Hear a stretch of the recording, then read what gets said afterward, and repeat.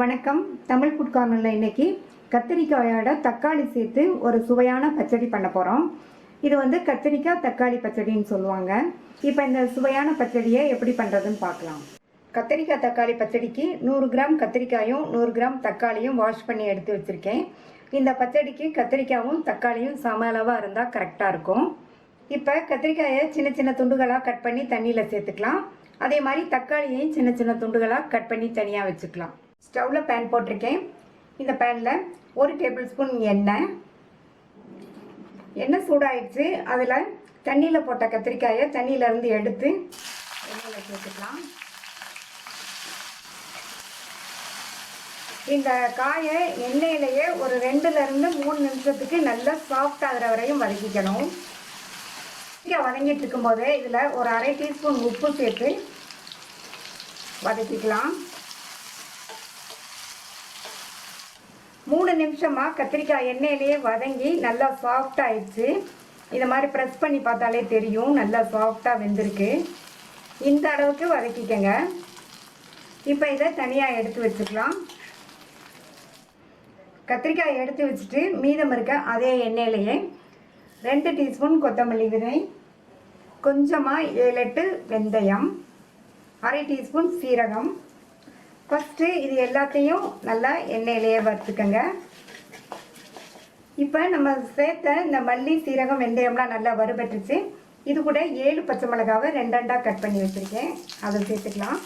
இந்த பச்சடிக்கு காரத்துக்கு பச்சை மிளகாலாம், அதனால் நீங்கள் வந்து உங்கள் காரத்துக்கு தகுந்தபடி சேர்த்துக்கங்க. இந்த மிளகாவையும் லைட்டாக வதக்கி விட்டுட்டு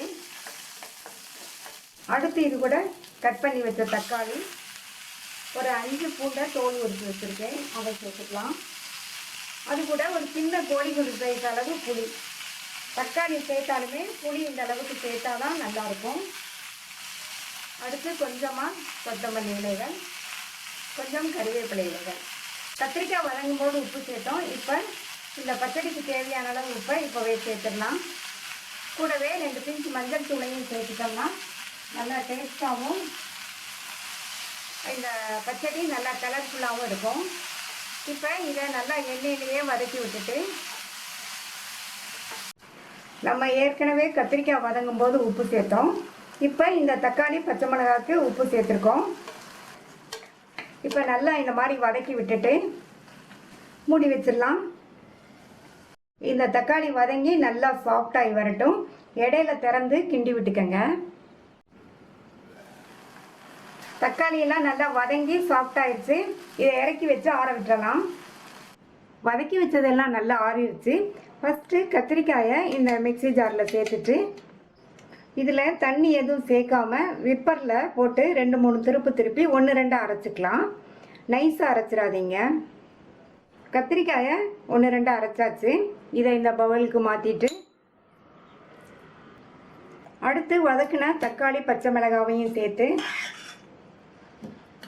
இதையும் தண்ணி எதுவும் சேர்க்காமல் விப்பரில் போட்டு 1-2 அரைச்சி எடுத்துக்கலாம்.